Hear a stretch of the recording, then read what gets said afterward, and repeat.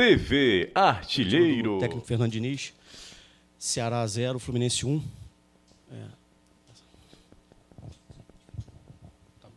Sou Renato Manso do Futebolês, prazer falar com você, Fernando.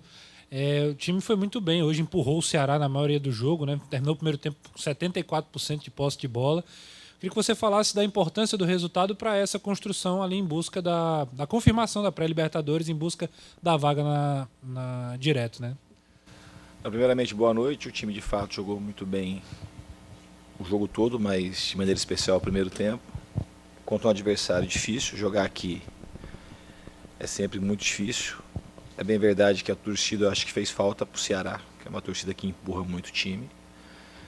Mas é um time que eu gosto muito do Ceará, do elenco, dos jogadores e talvez o número de competições que disputou esse ano, o fato de não ter avançado em algumas delas, talvez a agenda anual tenha prejudicado um pouco. Mas é um time que eu considero um dos bons times do Campeonato Brasileiro que, pelo que fez durante o campeonato, não merecia estar na posição que está.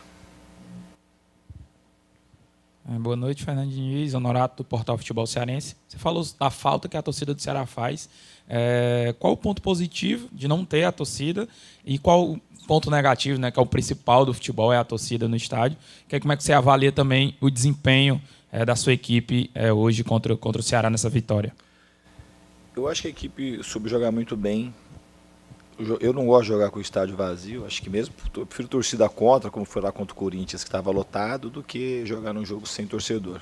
De fato, a graça do futebol é a torcida. Eu costumo dizer que é igual tomar cerveja sem álcool, estádio sem torcida.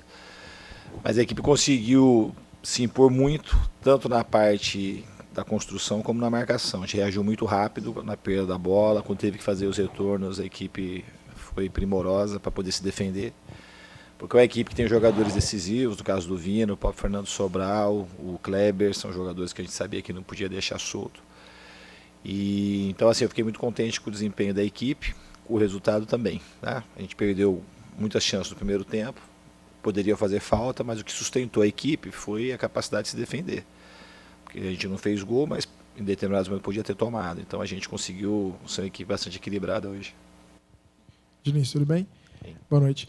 Eu queria te perguntar sobre o Cano, que hoje conseguiu uma marca histórica aqui, né? Ele chegou a 39 gols e agora empatou com o Magno Alves, que inclusive esteve com vocês hoje lá na concentração.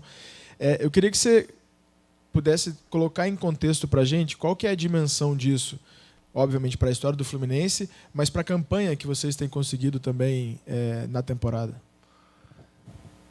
Então, é um número importante para o Cano, a gente fica feliz de estar participando disso.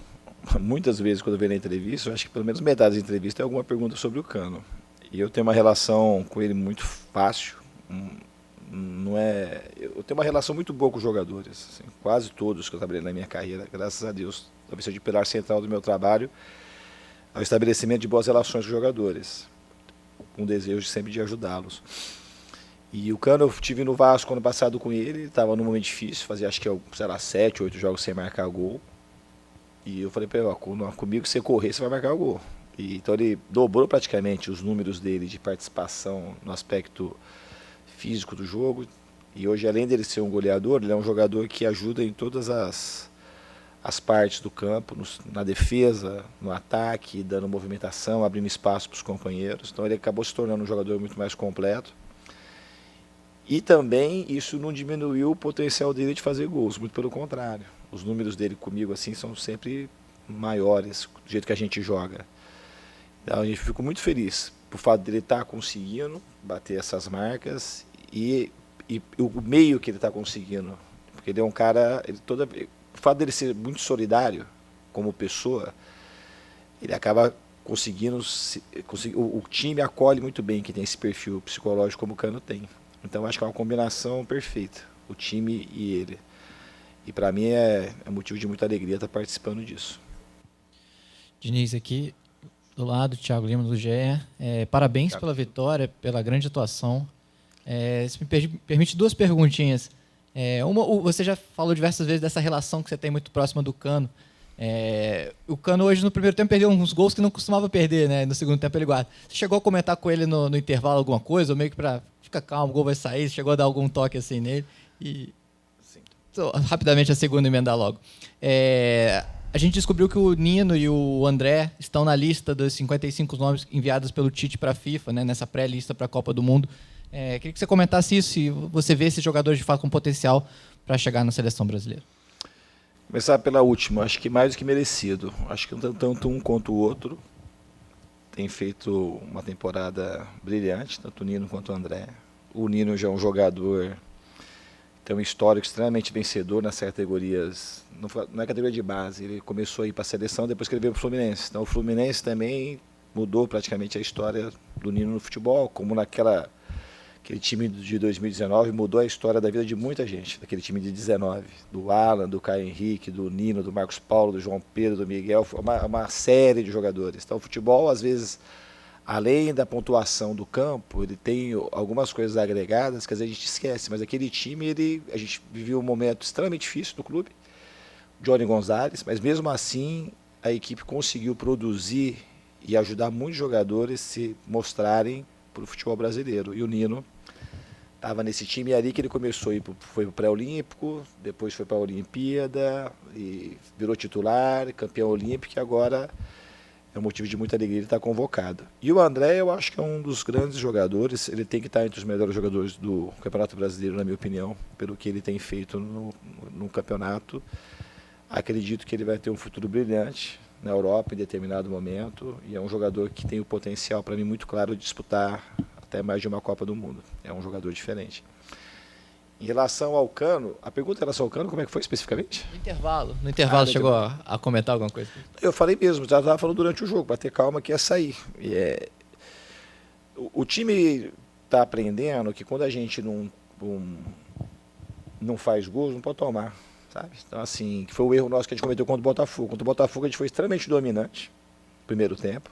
Aí na primeira chance a gente deu uma dormida, o Botafogo acabou fazendo o gol. Estava perto de ir para o intervalo. E hoje a gente conseguiu manter o resultado de 0-0. O Cano tinha perdido, se ele está num dia bom, assim como contra o Avaí também, que ele perdeu umas 3, 4 chances. Então ele é um cara, o grande artilheiro não é o cara só que faz gol, é o cara que consegue estar sempre em condição de fazer o gol. E assim é com todo mundo, com o Romário, com o Luizão, todos os atacantes, o Valdir Bigode, todos os jogadores que fazem muitos gols, acabam em determinados jogos perdendo muitos gols também. E o time estava muito sólido defensivamente, e acabou que sobrou uma bola e o Cano acabou mais uma vez decidindo com o gol dele os 3 pontos pra gente. Diniz, aqui. Gabriel Amaral, Raiz Tricolor. Parabéns pela vitória, parabéns pela classificação para a Libertadores também.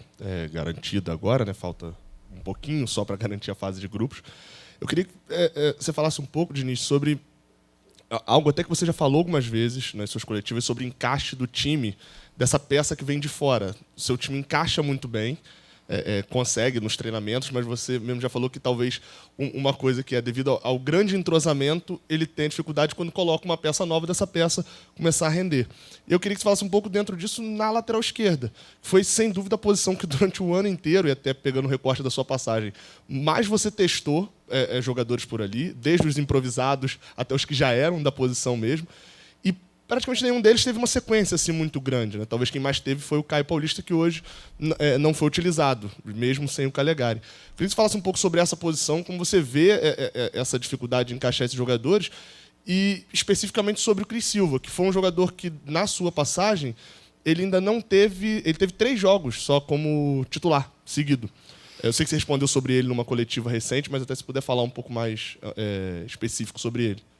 Então, Gabriel, o jogador a gente vai colocando conforme eu vejo que o time vai ficar mais forte para ganhar os 3 pontos. Eu não fico assim, não dá para ter um pensamento, ainda mais na situação que eu cheguei no Fluminense, todo jogo era um jogo decisivo. No começo era decisivo, porque a gente estava perto da zona, quase na zona. Aí os jogos de Copa do Brasil era sempre decisivo, da Sul-Americana era decisivo, então a gente vai botando o time, montando conforme aquilo que eu sinto mais segurança, que a gente vai ter mais chance de ganhar o jogo. E, de fato, na lateral esquerda eu fui mexendo bastante, assim, na posição. Eu acho que o Caio, em determinado momento, ele teve um momento muito bom, e junto com o time. E você sabe que o time ganhando facilita também, para você dar sequência no jogador. Eu achei que o Cris Silva hoje fez uma boa partida, e achei que o Calegari também, contra o Corinthians e contra o Avaí, e também contra o Botafogo, jogou muito bem. Então nós temos bons jogadores. Uma coisa que eu acho que eu mais falo nas entrevistas é que no Fluminense não tem jogador ruim. Os jogadores são bons, precisa assim, ter uma sequência. Só que precisa ter a sequência, mas a sequência do futebol é uma coisa que você conquista, não é uma coisa simplesmente que você dá a sequência. Então eu vou dar aqui 4, 5 jogos, eu não faço isso. E nas condições que eu peguei, mais difícil ainda vai fazer. A sequência, o jogador acaba conquistando, passando confiança, e aí ele vai adquirindo a sequência. É uma coisa mais conquistada do que uma coisa que o treinador vai fazer, eu vou dar uma sequência para o jogador jogar. Eu vou colocar sempre os jogadores que eu acho que vão fazer com que o time aumente a chance de vencer. Então acho que o Cris fez uma boa partida hoje, foi seguro defensivamente, chegou algumas vezes no ataque bem, assim como o Calegari foi bem, o Caio teve um momento bom, teve uma certa instabilidade, eu concordo, mas por conta de que em algum momento o próprio jogador ficou instável, o time em determinado momento também teve um momento de estabilidade, eu acabei ajustando, mas a peça central, na lateral, assim, até menos, talvez ali, do nosso time, assim, não é o local do campo que a gente sinta mais o encaixe da equipe, porque ali o jogador está mais perto da linha lateral, acaba participando menos do jogo. Essas peças centralizadas que fazem que se move de um lado e para o outro, que a gente acaba tendo, quando muda um, pelo fato de não estar todo mundo, não dá para você treinar todo mundo igualzinho, embora dê muito treino para o time que não tá, os jogadores que não estão iniciando os jogos, é preciso o jogador tá jogando jogos para poder ganhar confiança, para sentir como é que é jogar com a pressão, de pegar uma bola perto da área. Então esses encaixes ali naquelas regiões centrais, como foi a saída do Nonato, para a gente encaixar o time de novo, que demorou um pouco mais de tempo. Diniz, a última aqui para encerrar. Diniz, contra Ceará e Fortaleza, você fez 3 vitórias e um empate, né? 2 vezes aqui você venceu o Fortaleza, venceu o Ceará hoje. Lá você venceu o Ceará e empatou, né? 2-2 com o Fortaleza, 10 pontos dos 12. Apesar disso, o futebol cearense vem crescendo bastante. Queria que você falasse sobre o futebol cearense, né? O que é que você tem observado, o que é que você tem achado dessa relação com o futebol cearense também. Meu olhar para o futebol aqui do Ceará é muito positivo. Acho que começa e fundamentalmente pela gestão tanto do Robson quanto do Marcelo Paes. Eu acho que tem uma visão moderna do futebol, são pessoas muito sérias. Embora eu nunca tenha trabalhado aqui, a gente percebe que os times são cada vez mais bem estruturados, tanto na parte da estrutura física como na questão de colocação de profissionais para poder estruturar o futebol como um todo, executivo de futebol, a parte de fisiologia. Então eu fico muito contente toda vez que eu venho aqui no Ceará e sei dos jogadores que passam aqui, todos eles, no caso do Samuel Xavier, que está lá comigo agora, elogia muito tanto o Ceará quanto o Fortaleza, o Felipe Alves, que foi meu atleta há muito tempo, goleiro.